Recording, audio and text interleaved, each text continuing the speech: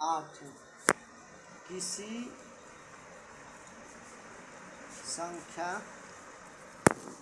संख्या की के 60% के 40% का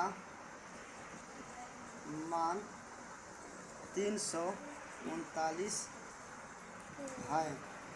संख्या ज्ञात कीजिए।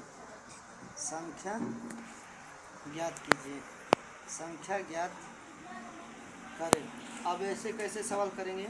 अब करें कि 5/8 किसी संख्या के, अब यानी कोई संख्या है जिसका 5/8 निकालें। कोई संख्या है उसका 5/8 है और उसी का 60%, 60/100, उसी का 40%, 40/100 कितने के बराबर है। 339 के बराबर है। ठीक है, तो अब ये कटाएंगे 20 दूनी 40, तो ये कितना हो गया 20/500, 20/500 तो 20×3 60 है। अब देखिए 2 से कटेंगे, 2 एकम 2, 2 चौके 8, 5 से कटेंगे 5 से।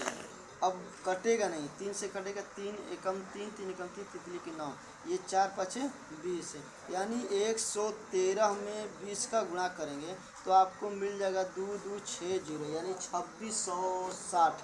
ये आपका आंसर आ जाएगा। उसी तरह से आगे के सवाल मैं करा रहा हूँ।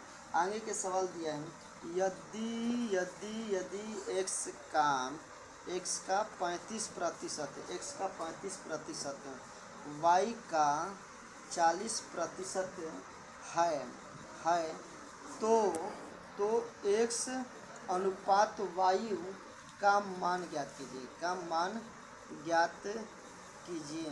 कीजिए। अब इसको कैसे करेंगे। तो इसको करने के लिए x का 35% तो x गुणे 35/100 हो जाएगा, बराबर y गुणे 40/100 हो गया। ये 100 से कैंसिल, 5 से कटेंगे 8 बार में, 5 से कटेंगे 7 बार में। आपको मालूम है कि जब x का 7 गुना y का 8 गुना, तो ये अनुपात बदल जाएगा, यानी 8 और 7 हो जाएगा। अनुपात 8 और 7 हो जाएगा, 8 और 7 हो जाएगा। अब उसी कड़ी में आगे आपको करा रहा हूँ, ध्यान देंगे। फिर आगे दे दिए हैं कि यदि 200 का 18% x के बराबर है तो x का मान ज्ञात करें। x का मान ज्ञात कीजिए। x का मान ज्ञात कीजिए। अब इसको कैसे करेंगे। तो अब लिखेंगे 200 का मतलब गुणा, 18% का मतलब बटे में 100 बराबर x।